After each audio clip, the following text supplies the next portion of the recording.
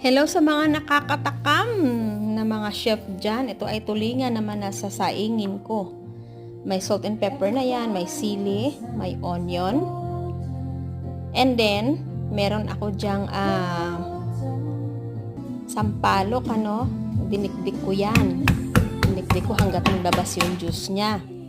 And then, of course, meron akong mga ingredients dyan. Yan, luya. Mas maraming luya, mas masarap. And then, nilagyan ko siya dyan ng Silver Swan soy sauce at lemon. Siyempre, yung lemon ko dyan, half lang na lemon. And then, naglagay ako ng Silver Swan soy sauce na 2 tablespoon. Tsaka half cup ng apple cider vinegar at coconut milk. And then, yung sinaing na ng pinaghugasan ng bigas.